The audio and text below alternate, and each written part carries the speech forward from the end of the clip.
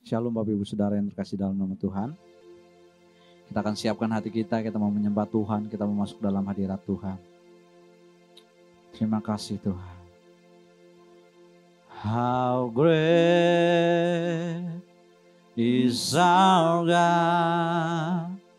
Sing with me, how great is our God. And all we sing, how great is our God, name above all name. Name above all name. You are worthy of our praise, and my heart will sing, how great is our God.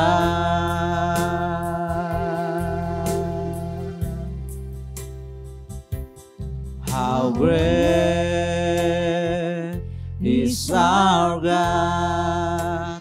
Sing with me, how great is our God. And all we see, how great is our God. Name above all name, name above all name. You are worthy of all praise, and my heart will sing, how great is our God. Name above all name,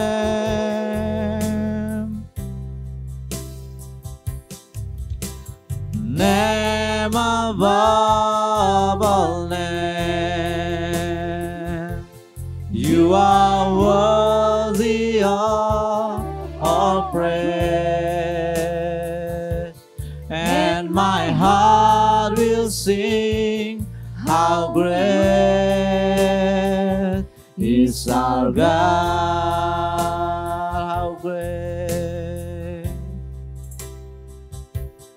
How great is our God. Sing with me, how great is our God. And all we see, how great, how great, how great, how great, how great, how great, how great, how great is our God.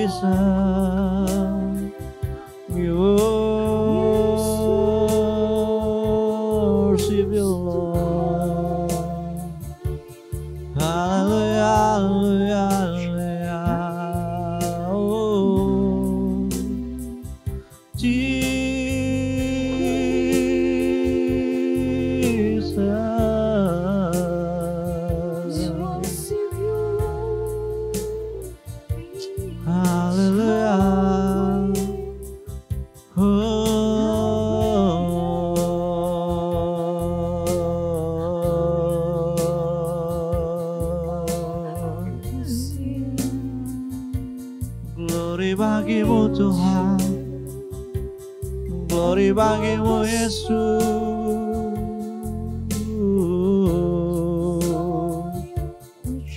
haleluya.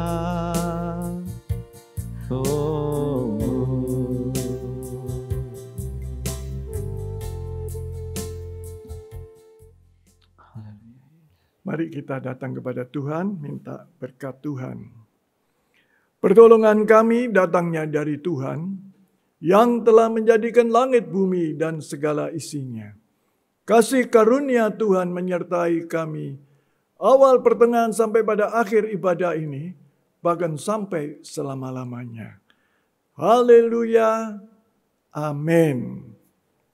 Tiba saatnya kita akan memuji, memuliakan nama Tuhan, sebab Yesus adalah dasar dari iman pengharapan kita. Haleluya.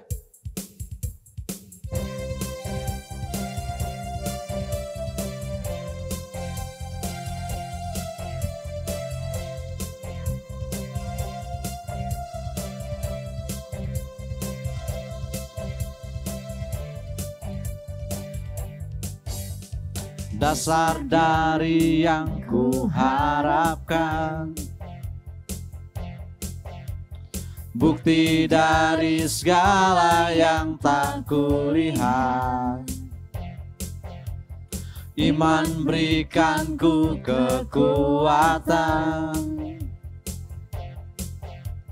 untuk melakukan perkara yang hebat. Bersama Roh-Mu ku pasti menang. Tinggi nama-Mu dipuji, hormat kemuliaan. Sorak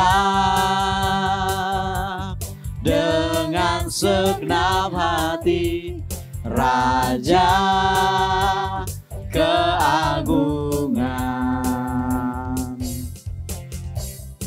Haleluya.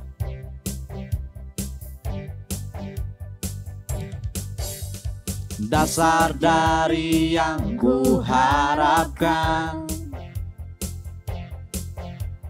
bukti dari segala yang tak kulihat. Iman berikanku kekuatan untuk melakukan perkara yang hebat. Bersama Roh-Mu ku pasti menang. Tinggi nama-Mu dipuji, hormat kemuliaan. Sorak dengan segenap hati, Raja keagungan. Tinggi, tinggi nama-Mu dipuji, hormat kemuliaan. Sorak dengan segenap hati, Raja keagungan. Raja, Raja keagungan. Raja keagungan. Raja keagungan. Haleluya. Haleluya. Kita akan terus memuji, memuliakan nama Tuhan. Sekalipun di tengah persoalan, permasalahan, kita tahu bahwa Tuhanlah perlindungan kita. Haleluya.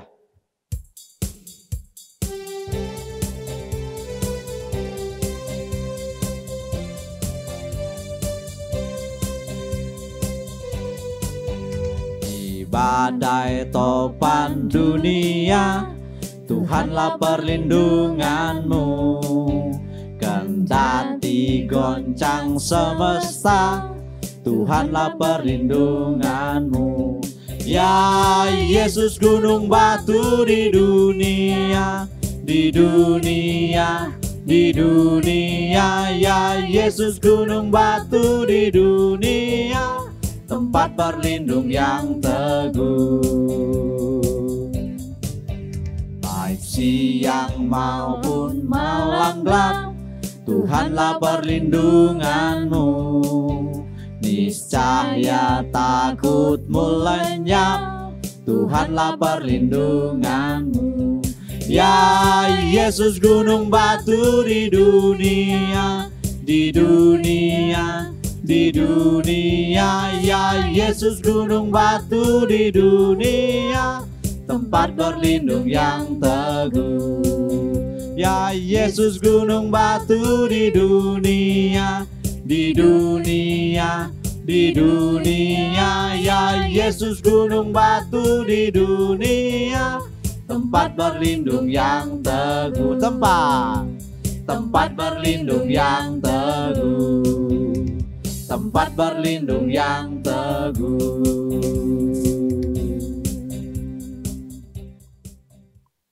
Tiba saatnya kita akan mendengarkan firman Tuhan, kita akan siapkan hati kita. Haleluya Yesus. Terima kasih Bapa. Terima kasih ya Allah.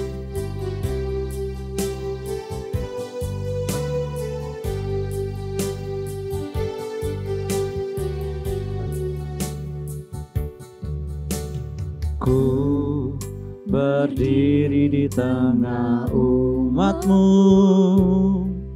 dari segala suku bangsa. Kami umat-Mu yang telah ditebus, dan telah diselamatkan. Tiada kata yang layak tuh ku berikan, tiada kata untuk memujimu, tapi ku kan bersorak segenap hati dan kekuatanku. Haleluya, haleluya, bagi anak domba. Haleluya, haleluya, darahnya meneguhkan setiap lidah, suku bangsa, semua makhluk dan pulau. Berikan glory, berikan hormat, beri pujian bagi anak domba. Haleluya Yesus. Ku berdiri di tengah umat-Mu, dari segala suku bangsa. Kami umat-Mu yang telah ditebus dan telah diselamatkan. Tiada kata layak tuh ku berikan, tiada kata untuk memujimu, tapi ku kan bersorak segenap hati dan kekuatanku.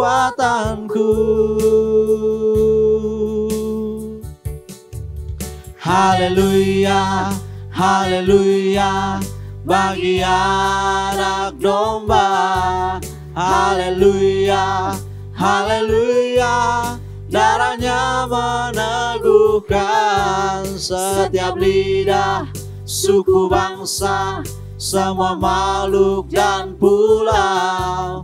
Berikan glory, berikan hormat, beri pujian bagi anak domba. Haleluya, haleluya, bagi anak domba. Haleluya, haleluya, darahnya meneguhkan setiap lidah, suku bangsa, semua makhluk dan pulau. Berikan glory, berikan hormat, beri pujian bagi anak domba. Beri pujian bagi anak domba. Beri pujian bagi anak domba.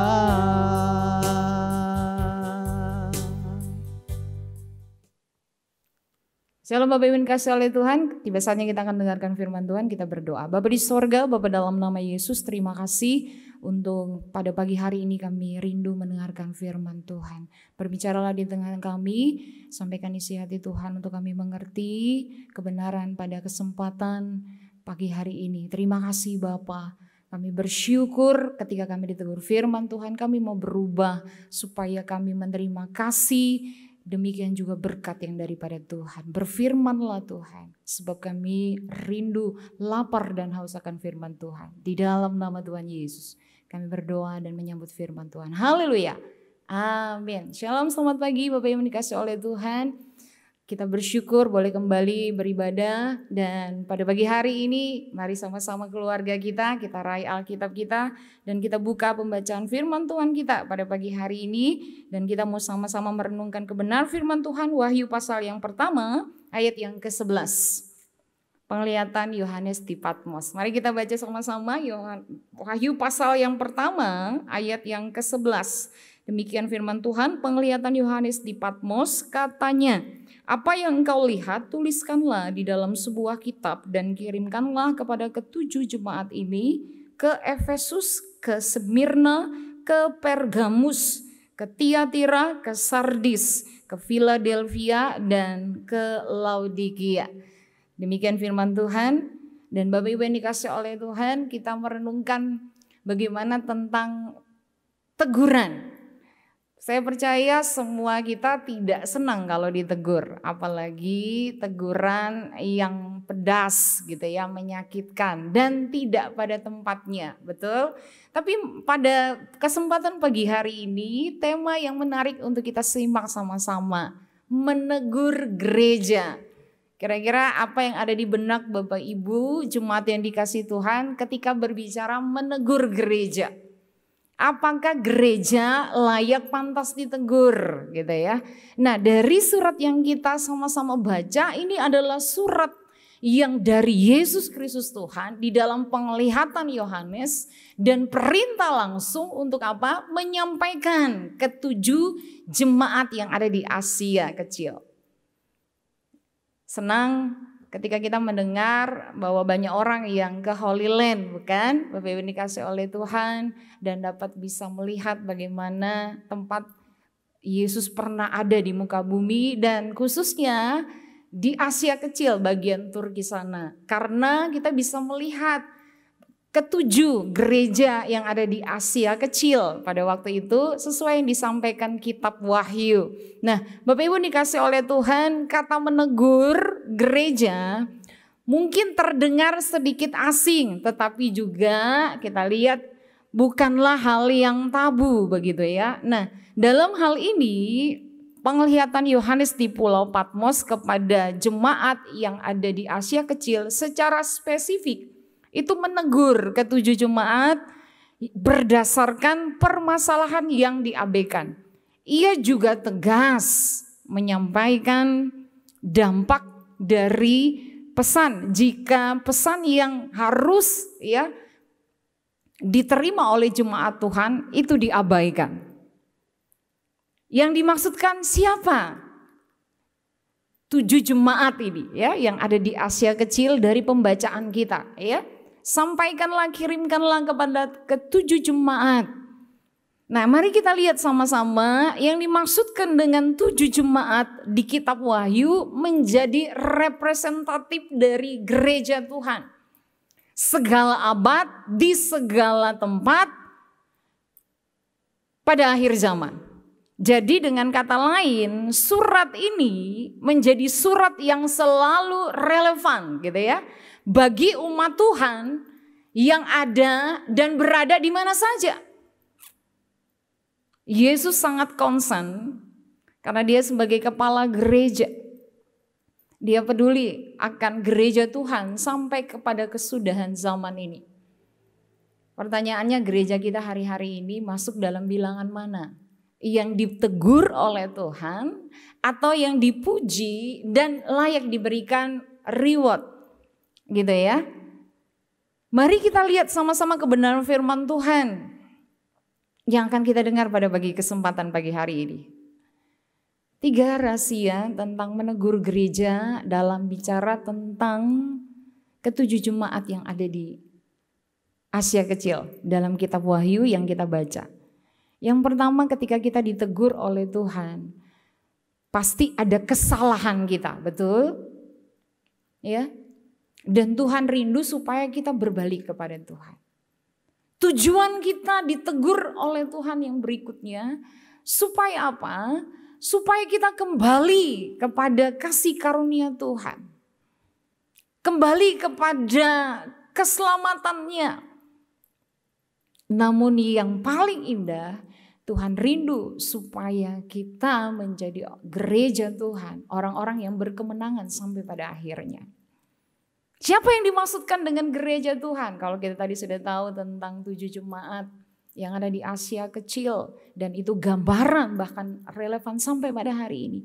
Yang dimaksudkan dengan gereja Tuhan bukan saja bentuk fisiknya, organisatoris atau kita lihat yang kita biasanya beribadah setiap minggunya.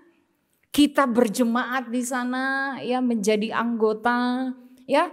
Tetapi yang dimaksudkan dengan gereja Tuhan pada akhir zaman, Anda dan saya, jemaat-jemaat yang dikasihi oleh Tuhan. Secara individual kita adalah gereja Tuhan. Kata gereja, igreja, dalam bahasa Portugis, dalam bahasa aslinya Yunani dikatakan di sana eklesia. Kata eklesia berarti keluar dari kegelapan kepada terangnya yang ajaib. Nah, Bapak, Ibu dan saya yang adalah gereja, bukankah kita dipanggil oleh Tuhan dari kegelapan kepada terangnya yang ajaib? Menjadi kesaksian, mewartakan kepada dunia tentang keselamatan. Bapak Ibu dikasih oleh Tuhan, apa yang dapat kita renungkan pada pagi hari ini bicara tentang menegur gereja. Hal yang tidak lazim tetapi juga bukanlah hal yang tabu. Semua bisa dilakukan kalau terlihat gereja melenceng dari kebenaran firman Tuhan. Gereja mulai tersesatkan, banyak penyesat dan ajaran-ajaran palsu yang hari-hari ini kita lihat. Ya, kita berdoa supaya kita berdasar pada kebenaran firman Tuhan. Katakan amin. Amin. Bapak Ibu dikasih oleh Tuhan. Tidak mudah kita berada di akhir zaman. Gereja Tuhan mengalami tantangan, masa-masa yang sulit. Tetapi satu hal yang pasti, Tuhan akan memberikan kita kekuatan. Mari bicara tentang menegur gereja. Yang pertama kita lihat dan renungkan pada pagi hari ini bicara tentang gereja tersandra oleh formalitas dan ritualistik. Kalau kita lihat dari ke-7 jemaat Tuhan, gambaran atau mewakili gereja Tuhan ya sampai pada hari ini. Ada yang diberikan peringatan oleh Tuhan. Ada yang diberikan pujian oleh Tuhan. Dan ada yang menerima janji Tuhan. Nah, mari kita renungkan kebenaran firman Tuhan ini. Yang pertama kita lihat hari-hari ini mengapa banyak gereja pada akhir zaman menerima teguran. Ya, sama seperti ke-7 jemaat yang ada di Asia Kecil. Mewakili semua jemaat di segala abad, waktu, tempat, di mana saja bahkan di tengah-tengah kita, bumi pertiwi Indonesia. Alasan yang pertama, karena kita banyak melihat gereja-gereja Tuhan tersandra oleh formalitas dan ritualistik. Sekedarnya saja kita beribadah setiap hari Minggu. Kita punya liturgi yang baik. Kemudian tertata dengan rapi, peribadatan dari Senin sampai dengan Minggu. Kelihatan semuanya sangat sempurna. Ya, terlihat tanpa ada cacat dan celah. Tapi ingat satu hal, kita adalah gereja Tuhan. Tuhan yang menyelidik setiap pekerjaan yang kita lakukan di hadapan Tuhan. Bahkan pelayanan kita. Apakah gereja Tuhan hari-hari ini mereka terkungkung dengan yang namanya atau tersandera dengan namanya formalitas saja. Sekedar saja. Ya, atau mungkin ritual saja, kewajiban agama maksudnya dalam hal ini ya. Memang ya di zaman yang berbeda tetapi persoalan gereja masih tetap jelas ya nampak di depan mata kita. Ya. Ada seorang penulis bernama Drewes dan Mojau berkata di dalam pandangannya tentang gereja. Dia mengutarakan bahwa gereja saat ini tersandera dengan formalitas dan ritualistik saja.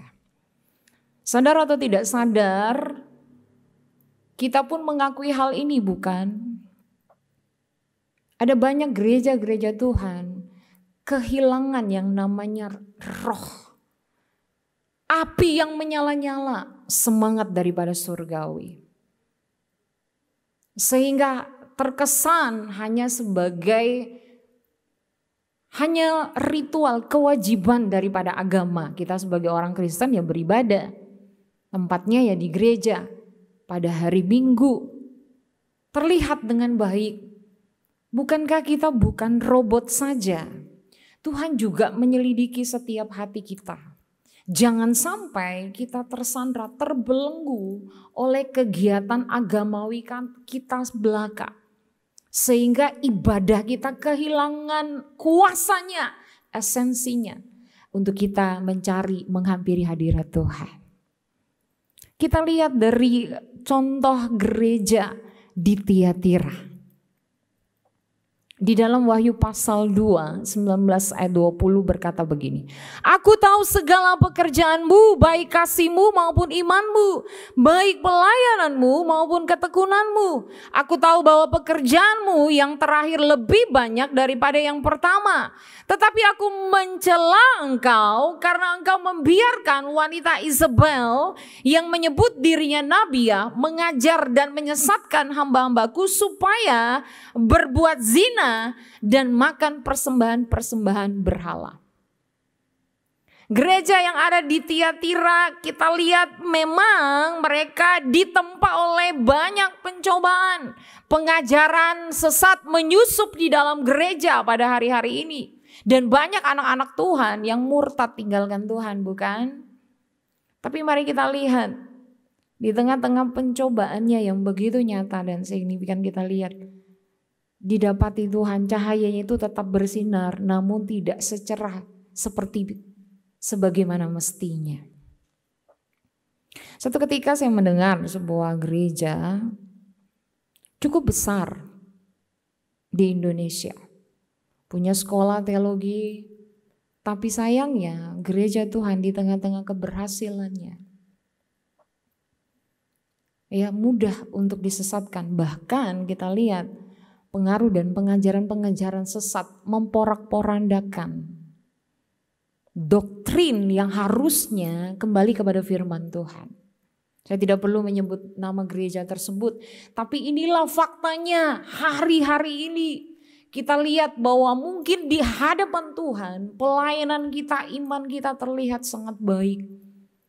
Tapi satu hal, jangan sampai kita didapati Tuhan, api kita itu, semangat melayani Tuhan itu di hadapan Tuhan itu mulai sirna, redup. Dan Tuhan mulai mencela kita. Pelayanan kita terlihat biasa-biasa saja. Tidak ada lagi roh yang menyala-nyala di dalam melayani Tuhan. Sekedar saja apa adanya kita melayani Tuhan. Tapi mari jadi pelajaran berharga. Celaan kepada jemaat Tiatira, gereja Tuhan, termasuk kita secara pribadi. Kita introspeksi selama ini. Tuhan melihat setiap pelayanan kita. Tuhan berkata, aku tahu segala pekerjaanmu. Aku tahu bagaimana pelayananmu, bahkan imanmu. Tapi kita mesti berhati-hati. Jangan sampai kita tersandra oleh hanya karena formalitas atau ritualistik dari kita menjalankan agama kita sebagai orang percaya Kristen KTP gitu ya, di KTP kita. Tetapi kita memungkiri hakikatnya yang Tuhan kehendaki adalah didapati pelayanan kita penuh dengan api yang menyala-nyala dan demikian disertai dengan kebenaran. Jangan sampai kita disesatkan, bahkan pengajaran lain memporak-porandakan doktrin gereja Tuhan yang ada. Bahkan liturgis gereja nih kita rindu supaya didapati itu dikenan dan itu dipuji oleh Tuhan. Katakan amin. Gereja-gereja Tuhan akhir zaman, mari kita bangkit supaya kita tidak tersandra oleh sekedar formalitas atau ritual, menjalankan ya seremonial atau dengan kata lain ya agamawi kita dengan segudang acara dari Senin sampai Minggu. Kiranya terjadi pertobatan daripada Tuhan ketika Tuhan menegur gerejanya pada hari ini, termasuk kita. Yang kedua, mengapa kita mendapati gereja pantas dan harus ditegur ketika sudah salah keluar daripada apa yang difirmankan Tuhan. Yang kedua, karena gereja mengalami yang namanya degradasi iman dan moral. Ini sangat ironis sekali kalau gereja-gereja Tuhan sampai hari ini mengalami kemunduran, apalagi kemerosotan dalam iman dan moral. Faktanya kita lihat hari-hari ini dunia tidak semakin baik, bukan? Kejahatan di mana-mana ya. Dan bagaimana kita digemparkan oleh LGBT, ya rusak secara moral, sangat memperhatinkan. Dan ada beberapa gereja yang menyetujui pernikahan sejenis. Tetapi satu hal, ya gereja mari tetap kembali kepada firman Tuhan. Kalau kita hari-hari ini didapati terjadi dan mulai terjangkit virus hari-hari ini, didapati kemerosotan iman dan moral kita, mari kita segera berbalik dan bertobat kepada Tuhan. Sekalipun dunia akan binasa dengan segala kejahatannya, tapi iman orang percaya tetap teguh, setia sampai pada akhirnya. Amin. Jangan sampai gereja Tuhan kehilangan yang namanya iman, pondasi penting orang percaya. Ya, apalagi kalau iman kita sudah mengalami kemerosotan, maka itu pasti berdampak kepada kehidupan moralitas kita. Sebagai contoh jemaat di Sardis, jemaat yang mati secara rohani. Perhatikan di Wahyu pasal 3 ayat 2 berkata, bangunlah dan kuatkanlah apa yang masih tinggal, yang sudah hampir mati. Sebab tidak satu pun dari pekerjaanmu aku dapati sempurna di hadapan Tuhan. Jemaat yang mati secara rohani.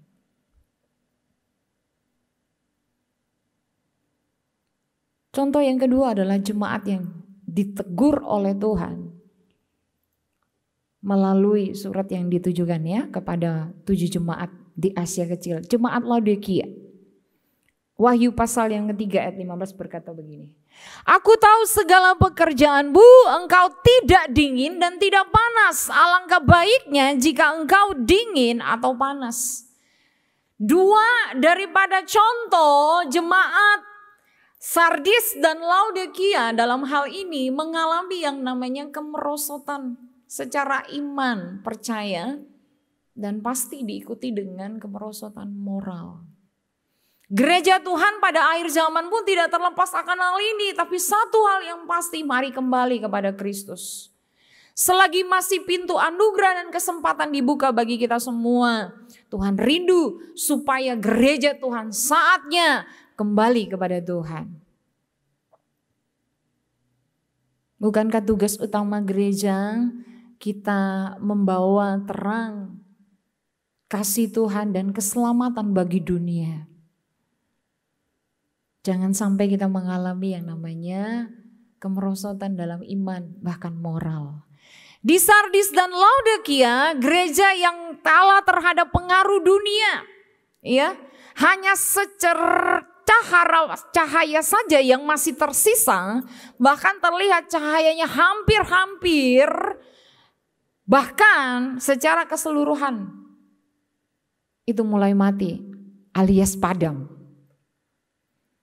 Karena itu Tuhan sangat mencela, Tuhan menegur dengan keras gerejanya atau jemaat Tuhan. Bahkan bagi gereja-gereja Tuhan yang pada hari-hari ini, ketika kita sudah mulai mengetahui, kita sudah melihat tanda-tandanya bahwa gereja kita mulai keluar dari jalur, mengalami kemerosotan iman, dan secara moral banyak kita melihat orang-orang tinggal berkubang dalam dosanya, tidak mengalami pertobatan secara signifikan, bahkan bertumbuh ke arah serupa dengan Kristus. Saya berdoa, mari gereja-gereja Tuhan dimanapun ada, bahkan kita secara individualistik adalah gereja Tuhan. Mari di akhir zaman Tuhan memberikan kita untuk kita kuasa berkemenangan menjadi gereja Tuhan yang sejati. Gereja yang sungguh-sungguh mempertahankan imannya di tengah-tengah tantangan zaman ini. Dan kita melihat bagaimana moralitas anak-anak Tuhan harusnya di atas rata-rata daripada orang-orang yang tidak mengenal Tuhan. Jangan sampai kita menjadi batu sandungan kepada orang-orang yang belum kenal Tuhan. Kok orang Kristen kok gitu? Kita suka dengar bukan dengan tagline ini bahwa orang Kristen kok gitu? Ya, kenapa? Karena kehidupan kita tidak terlihat baik. Bahkan ada dosen saya berkata, malu-maluin jikalau anak Tuhan moralitasnya itu dibawa daripada orang yang tidak mengenal Kristus. Harusnya moralitasnya di atas rata-rata orang yang tidak kenal Kristus. Justru kita tahu bahwa orang yang takut akan Tuhan sudah pasti menghasilkan buah atau kehidupan perbuatan. Itu mencerminkan kehidupan pribadi Kristus. Moralitasnya terlihat baik. Jangan sampai kita menjadi batu sandungan bagi orang-orang di sekitar kita. Sehingga nama Tuhan dilecehkan. Orang tidak datang kepada Tuhan. Banyak orang yang keluar dari gereja. Ya, cari domba aja susah. Tapi kita buat domba keluar dari gereja sangat banyak. Oleh karena apa? Kita menjadi batu sandungan. Kita tidak menjadi teladan dan contoh dalam perbuatan kita. Makanya tidak heran ada banyak orang di luar sana. Ya, mereka tidak suka apalagi melihat orang Kristen yang demikian. Ya, seorang tokoh kemerdekaan India, Mahatma Gandhi, ketika dia bertugas di Afrika, ya, kemudian dia sangat terkagum-kagum dengan ajaran daripada Tuhan Yesus, khususnya di Matius pasal 5 tentang bagaimana ucapan berbahagia. Apa yang terjadi? Dia rindu pergi ke gereja, begitu ya. Ketika sampai di gereja, sudah tahu kan orang India, ya, Bapak kita Mahatma Gandhi, orang yang begitu sederhana, kurus, hitam dan lain sebagainya, ya. Dalam kelemahan itu dicela gitu ya. Nah, ketika dia sampai ke depan pintu gereja di mana dia rindu sekali beribadah dan bagaimana merasakan suasana gereja, tiba-tiba dia disambut dengan seorang penyambut tamu atau kita kenal asar. Ketika berada di depan pintu gereja, kemudian apa yang terjadi? Penyambut tamu itu berkata, "Mau apa kamu ke tempat kami, hai orang kafir?" Begitu katanya. Coba Bapak Ibu kira-kira kalau ada di posisi Mahatma Gandhi dibilang orang kafir begitu gimana? Nah, kemudian dia mengutarakan, "Saya mau masuk untuk beribadah." Kemudian bukan saja dikata-katain orang kafir, tetapi yang berikutnya, "Pergi sana, kamu tidak pantas berada di tempat ini. Karena di sini hanya tempatnya orang-orang yang suci." dan hidupnya itu layak untuk masuk surga. Seketika itu juga maka kita sudah menghalangi orang untuk datang kepada Yesus. Jangan sampai kita sebagai gereja Tuhan individual, kita melarang orang untuk datang kepada gereja, bahkan bertemu Tuhan. Karena apa? Karena ulah dan perbuatan kita sendiri. Katanya orang Kristen, tapi mulutnya kok nggak dijaga, ya. Perbuatannya, moralitasnya lebih baik orang yang tidak kenal Tuhan di luar sana. Ini teguran yang kedua bagi gereja Tuhan. Sehingga pantas saja kalau orang menegur gereja. Kalau seyogyanya gereja itu sudah salah dan menyimpang daripada sebagaimana mestinya. Apalagi kebenaran firman Tuhan.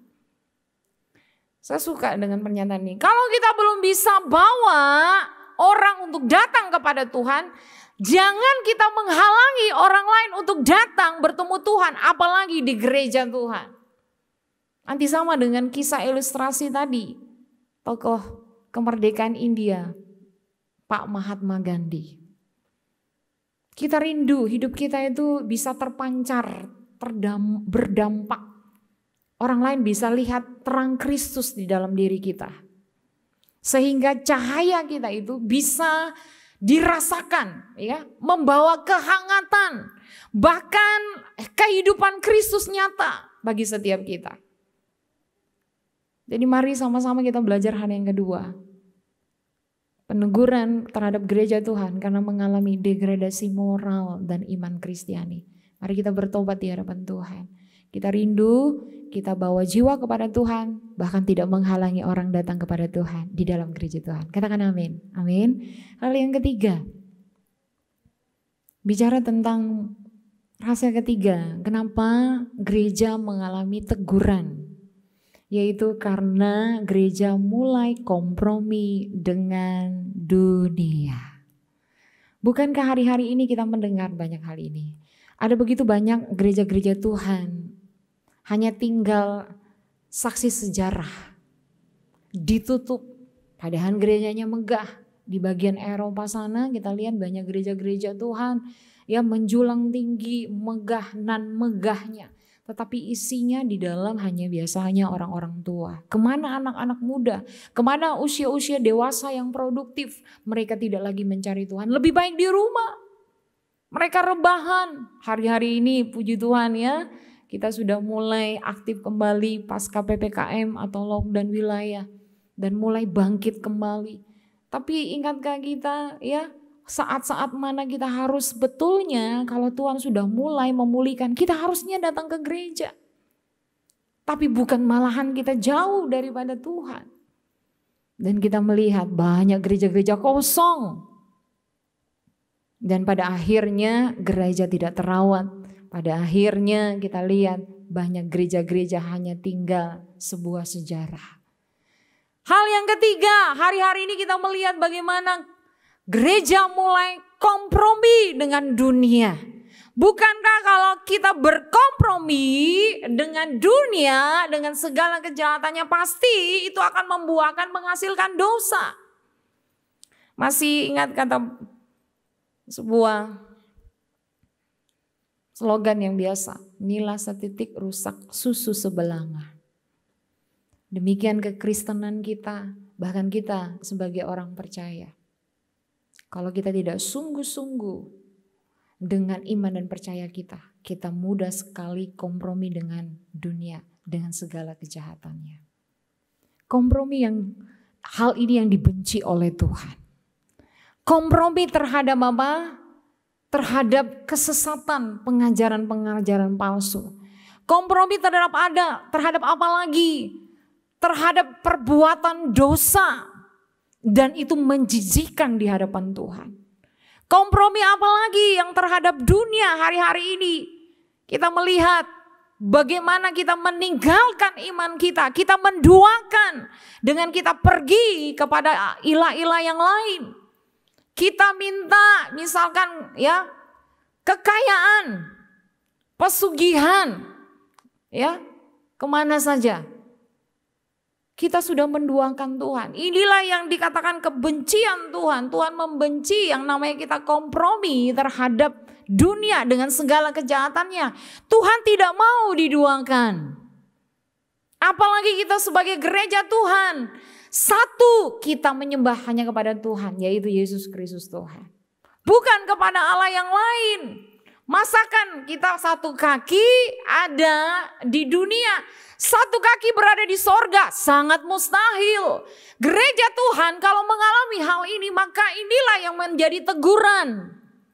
Saatnya gereja Tuhan mulai mawas diri kembali kepada Tuhan. Ya, kita tetapkan langkah kita untuk kita berdiri di atas kebenaran firman Tuhan. Tidak kompromi dengan dunia, dengan segala dosa dan kejahatannya, apalagi menduakan Tuhan. Salah satu contohnya adalah jemaat Pergamus, jemaat yang berkompromi dengan dosa.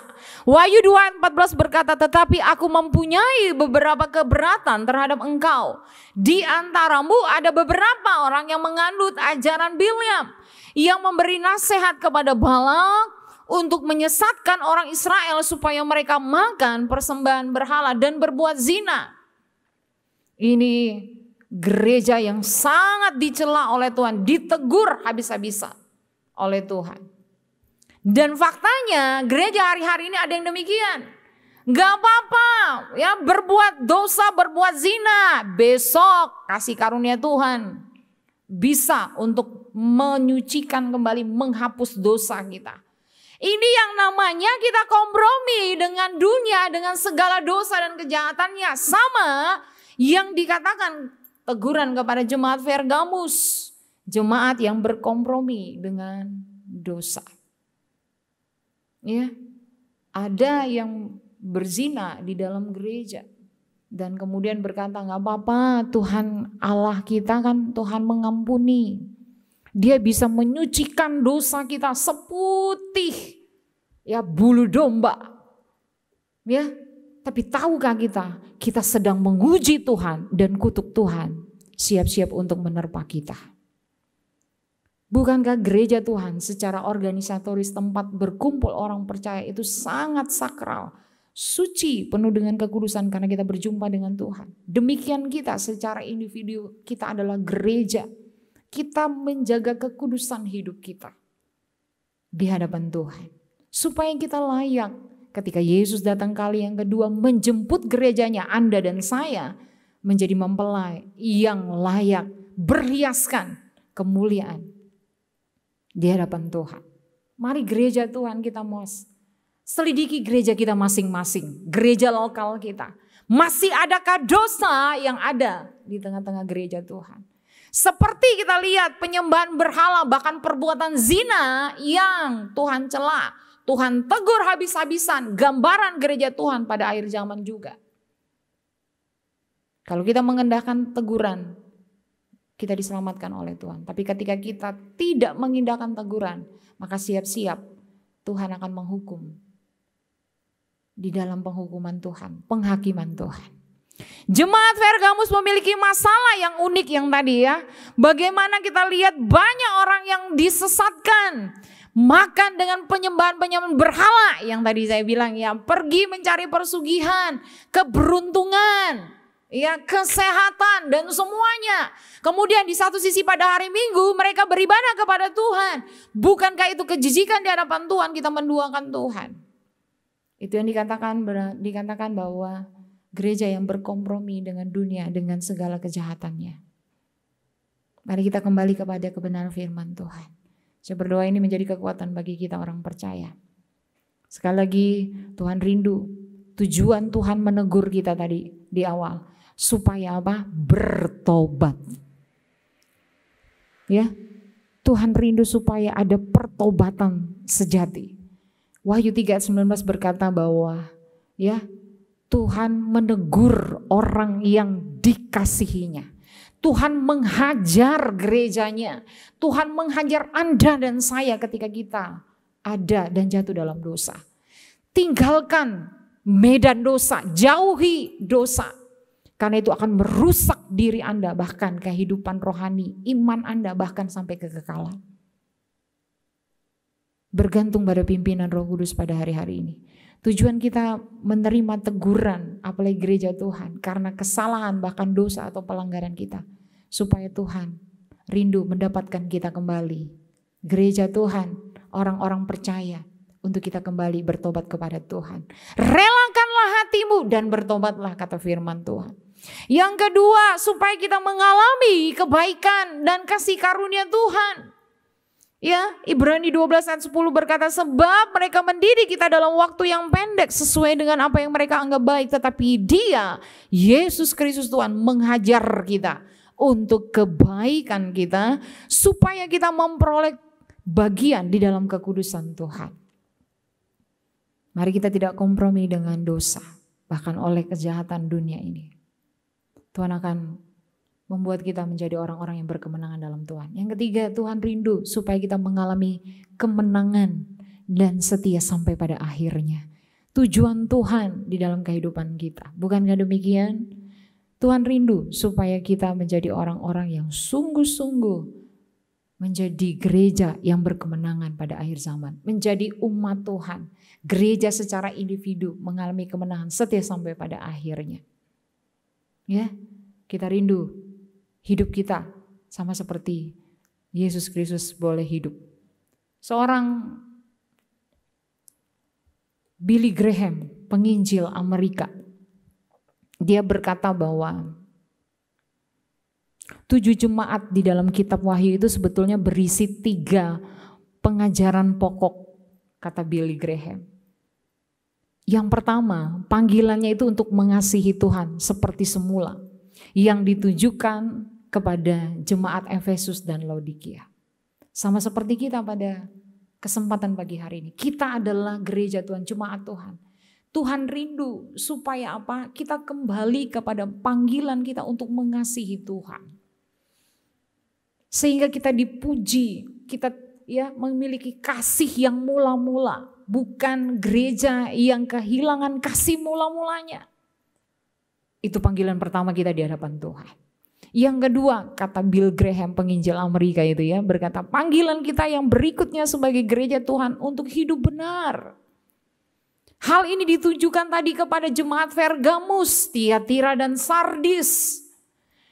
Kita rindu kita sebagai orang benar. Tidak hanya bicara tentang moralitas, cukup baik saja kehidupan kita dengan sesama kita, tetapi bukan sekedar baik, tapi harus benar. Dan itu hanya bisa dimiliki oleh orang-orang yang di dalam Yesus Kristus, bukan di luar Kristus Tuhan. Jadi mari hal yang kedua, panggilan gereja Tuhan ketika kita ditegur oleh Tuhan untuk kembali kepada pertobatan kita adalah mari kita hidup benar sesuai dengan firman Tuhan. Panggilan kita yang ketiga dikatakan mari kita untuk bisa bertahan di dalam penderitaan, tantangan, bahkan pengajaran-pengajaran sesat pada akhir zaman. Itu sebabnya ini ditujukan kepada jemaat di Smyrna dan Philadelphia. 2 jemaat ini sangat dipuji oleh Tuhan, tidak didapati teguran di sana. Kenapa? Mereka setia kepada Tuhan. Di dalam iman mereka mengasihi Tuhan sungguh-sungguh. Di dalam pelayanan mereka melakukan pelayanan dengan all out yang kita dengar. Habis-habisan buat Tuhan, yang terbaik bagi Tuhan, bukan yang sisa. Bukan yang apa adanya, bukan yang sekedar-kedarnya saja. Atau bukan karena formalitas atau ritualistik karena keagamaan kita. Kita biasa aja, yang penting bisa jalani dengan baik, aman. Bukan demikian. Tapi mari kita belajar bahwa kita mau dipuji oleh Tuhan dan diberikan upah oleh Tuhan. Seperti jemaat Smyrna dan Philadelphia. Sebagai penutup, Tuhan sedang meneriakkan seruannya sekeras-kerasnya untuk gereja Tuhan kembali kepada Tuhan. Kembali kepada kasih yang mula-mula. Kembali kepada iman kita untuk terus mengasihi Tuhan. Bahkan kita tidak tergerus oleh tantangan. Bahkan penderitaan, pengajaran-pengajaran sesat pada akhir zaman. Tetap bertahan untuk gereja Tuhan di sepanjang zaman. Bahkan sampai kesudahannya. Nyatakanlah dan tegurlah apa yang salah, dosa atau pelanggaran. Tetapi ingat, esensinya setiap teguran tujuannya supaya apa? Kita mendapatkan mereka kembali dan kita bawa kepada Yesus Kristus. Jangan membuat orang lain terhilang. Jangan karena kita menjadi batu sandungan, jangan kita sombong dalam rohani. Tapi mari kita bawa orang lain kepada Tuhan, biar nama Tuhan dipermuliakan. Kita rindu supaya ketika kita menegur apa yang salah, supaya kita mendapatkan saudara seiman kita kembali, yang sempat ya keluar bahkan lari bahkan meninggalkan Tuhan, kembali kepada kebenaran dan juga keselamatan ilahi. Sebagai penutup, Wahyu 2 ayat 7 berkata, siapa yang memiliki telinga hendaklah ia mendengarkan apa yang diucapkan Roh kepada gereja-gereja. Barang siapa menang, dia akan kuberi makan dari pohon kehidupan yang ada di Taman Firdaus Allah.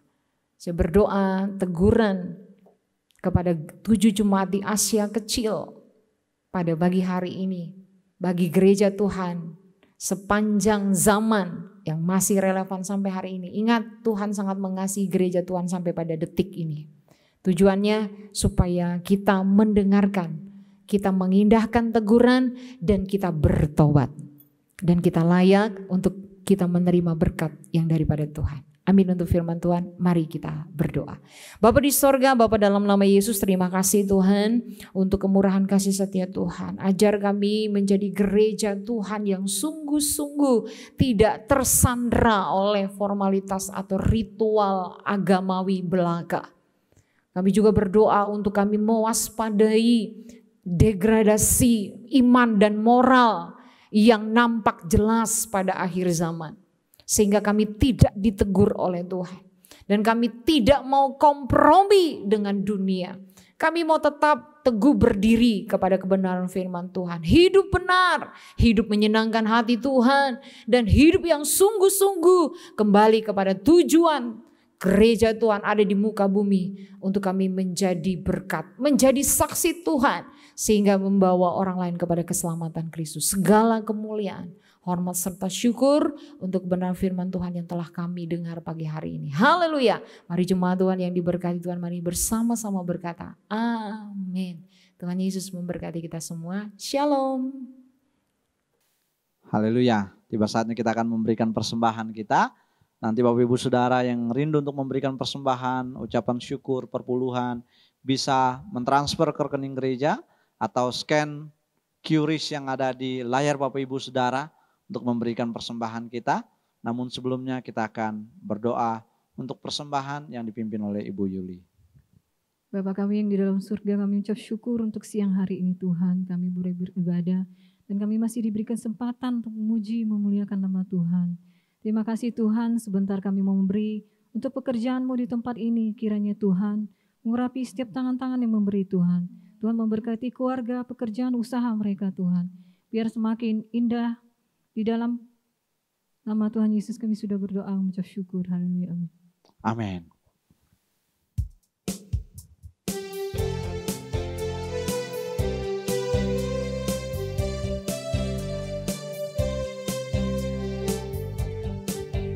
Di badai topan dunia, Tuhanlah perlindunganmu. Kendati goncang semesta, Tuhanlah perlindunganmu. Ya Yesus gunung batu di dunia, di dunia, di dunia. Ya Yesus gunung batu di dunia, tempat berlindung yang teguh. Baik siang maupun malam gelap, Tuhanlah perlindunganmu. Niscaya takutmu lenyap, Tuhanlah perlindunganmu. Ya Yesus gunung batu di dunia, di dunia, di dunia. Ya Yesus gunung batu di dunia, tempat berlindung yang teguh. tempat berlindung yang teguh, tempat berlindung yang teguh. Terima kasih untuk persembahannya. Tuhan Yesus memberkati. Shalom Bapak Ibu Saudara, kita akan mendengarkan kelengkapan dari Warta Jemaat. Untuk doa pagi dilakukan setiap hari Selasa sampai dengan hari Sabtu, jam 8 sampai jam 9 pagi. Diundang Bapak Ibu Saudara yang rindu untuk mengawali hari yang baru, untuk bersekutu bersama dengan Tuhan, kita sama-sama join di link Zoom yang sudah disediakan. Untuk hari Rabu kita ada Komsel Pemuda Remaja, diundang seluruh pemuda remaja bisa kita sama-sama berkumpul di dalam acara Zoom Komsel Pemuda Remaja untuk kita saling dikuatkan, saling diberkati satu dengan yang lainnya. Sedangkan hari Kamis kita ada ibadah komisi pria dan komisi wanita. Diundang seluruh komisi pria dan komisi wanita untuk kita sama-sama hadir di dalam ibadah ini, untuk kita sama-sama diberkati oleh Tuhan melalui persekutuan yang ada. Jam 7 malam dilakukan melalui aplikasi Zoom yang disediakan. Untuk hari Jumat kita ada praise and worship dan juga disertai dengan doa puasa. Jadi Bapak Ibu Saudara yang rindu untuk mengambil bagian di doa puasa dan juga bisa bergabung di dalam praise and worship pada hari Jumat jam 7 malam sampai jam 8 malam juga dilakukan melalui aplikasi Zoom. Untuk ibadah hari Sabtu, untuk pra remaja ada ibadah melalui aplikasi Zoom jam 4:30 sore. Diundang bagi adik-adik pra remaja bisa bergabung di link Zoom yang sudah disediakan. Sedangkan untuk pemuda remaja kita ada ibadah di gereja jam 6 sore. Namun bagi teman-teman yang tidak bisa hadir ke gereja juga bisa mengikuti peribadatan melalui Instagram YouTube Gubdi Pluit. Untuk hari Minggu kita ada ibadah di gereja juga jam 9 pagi. Diundang bagi seluruh jemaat Tuhan kita bisa hadir di gereja bersama-sama untuk beribadah. Tapi bagi Bapak Ibu Saudara yang mungkin berhalangan untuk hadir di gereja karena satu dan lain hal, bisa mengikutinya melalui channel YouTube Gubdi Pluit.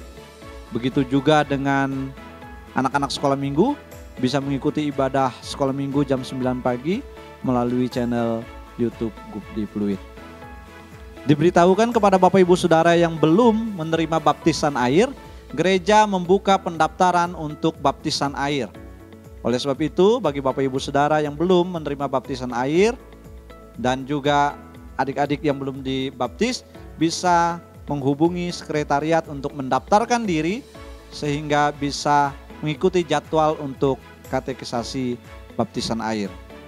Diingatkan kembali untuk seluruh sidang jemaat Tuhan yang sudah mengisi form janji iman, bisa menyicil atau melunasi janji iman yang Bapak Ibu Saudara sudah isi. Dan juga diingatkan kembali bagi setiap kita yang ambil bagian di dalam brosur Natal pada tahun ini yang kita akan berikan untuk pekerjaan pelayanan Tuhan yang ada di Tangerang. Oleh sebab itu mari kita sama-sama menjadi saluran berkat kasih Natal pada tahun ini, untuk kita saling memberkati juga bagi keluarga, bagi teman, rekan kerja, dimanapun Bapak Ibu Saudara berada, bisa bagikan brosur yang ada. Demikian pengumuman kita selama 1 minggu ini. Kiranya kita bisa mengikuti seluruh kegiatan yang ada. Tuhan Yesus memberkati. Shalom. Mari kita terima berkat sebelum kita pulang. Tuhan memberkati dan melindungi engkau. Tuhan menyinari engkau dengan wajah-Nya dan memberikan kasih karunia. Tuhan menghadapkan wajah-Nya kepadamu dan memberikan damai sejahtera.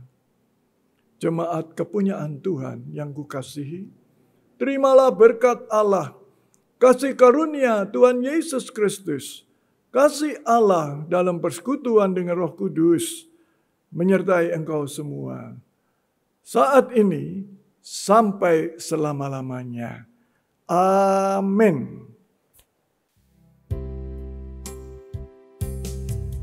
Kemuliaan Tuhan atas kita, tangan kasih-Nya menuntun kita, kebajikan, kemurahan selamanya, sampai kita bertemu lagi.